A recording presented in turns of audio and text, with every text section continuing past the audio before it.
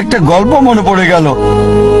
একসময় একজন ফেরেশতা এসে এক লোককে বলল, আমি তোমার উপর খুশি, তুমি যা চাইবে আমি তোমাকে তাই দেব, তবে একটা শর্ত, যা তুমি চাইবে আমি তোমাকে সব দেব, তবে তোমার প্রতিবেশীকে দেব তার দ্বিগুণ। লোকটা বলল, একটা রোলেক্স ঘড়ি আমার চাই। ফেরেশতা তাকে রোলেক্স ঘড়ি দিয়ে দিল। প্রতিবেশী দুটো রোলেক্স ঘড়ি পেল। লোকটি বলল, একটা মার্সিডিজ গাড়ি আমার চাই। ফেরেশতা তাকে মার্সিডিজ গাড়ি দিল। প্রতিবেশীকে দুটো মার্সিডিজ দিল। লোকটি বলল, একটা সুন্দর বড় বাংলো চাই। ফেরেশতা তাকে সুন্দর বড় বাংলো দিল। তার প্রতিবেশীকে দেওয়া হলো দুটো সুন্দর বড় বাংলো। লোকটি পরে বলল, দয়া করে আমার শেষ ইচ্ছাটা তুমি পূরণ করে দাও। কি সেটা?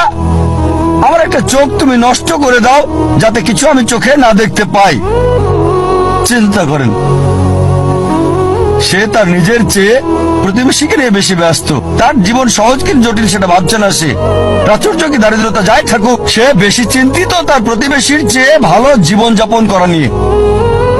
এ কারণেই সে ফেরেশতাকে বলল, আমার একটা চোখ নষ্ট করে দাও, যাতে প্রতিবেশীর দুটো চোখই নষ্ট হয়ে যায়। এভাবে আমরা প্রতিবেশী কেন্দ্রিক।